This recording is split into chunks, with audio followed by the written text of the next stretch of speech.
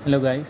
सो आज हम स्टार्ट करेंगे प्रोबेबिलिटी, जो कि है chapter number 14 in class 10th। ठीक है।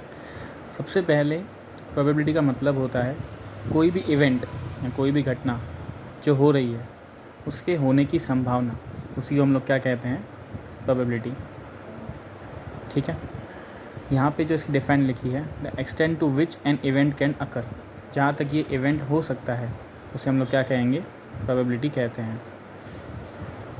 प्रोबेबिलिटी का फॉर्मूला जो है काफ़ी सिंपल सा है, that is favourable outcome divided by total outcome. ये हमारी प्रोबेबिलिटी का सिर्फ फॉर्मूला है। P ऑफ ई, यहाँ पे डिनोट करता है कोई एक इवेंट, और P ऑफ ई का मतलब होता है कि उस इवेंट के होने की प्रोबेबिलिटी। इट मीन्स उस इवेंट के होने की संभावना क्या है, वो हम लोग निकालते हैं इस फॉर्मूला से। अब P ऑफ ई बार होता है जो इवेंट हो रहा है, अब वो इवेंट ना हो उसकी संभावना। कहने का मतलब कि प्रोबेबिलिटी ऑफ ई मतलब कोई इवेंट होने की प्रोबेबिलिटी, और प्रोबेबिलिटी ऑफ ई बार का मतलब है उस इवेंट के ना होने की प्रोबेबिलिटी। जब हम दोनों को प्लस करेंगे तो आंसर क्या आएगा, 1।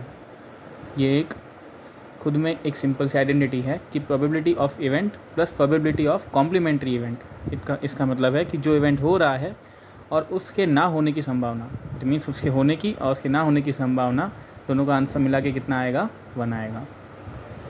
सबसे ज़्यादा इंपॉर्टेंट पॉइंट यहाँ पे कौन सी है कि प्रोबेबिलिटी की जो वैल्यू होगी वो हमेशा 0 और 1 के बीच में ही लाई करेगी। ठीक है। ना कभी प्रोबेबिलिटी की वैल्यू 0 से छोटी हो सकती है, ना कभी प्रोबेबिलिटी की वैल्यू 1 से बड़ी हो सकती है।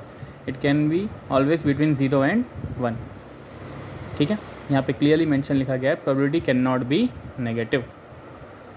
अब हमने देखा कि किसी इवेंट के होने की प्रोबेबिलिटी हम लोग निकालते हैं और उसके ना होने की प्रोबेबिलिटी भी हम लोग निकालते हैं, लेकिन जो इवेंट हो सकता है उसे हम लोग कहते हैं सर्टन इवेंट।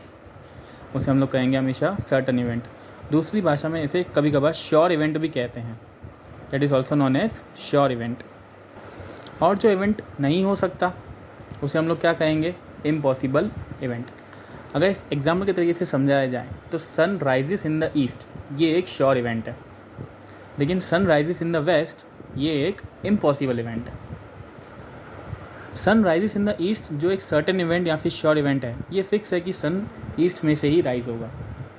सर्टेन इवेंट्स की प्रोबेबिलिटी हमेशा क्या रहेगी, 1 रहेगी।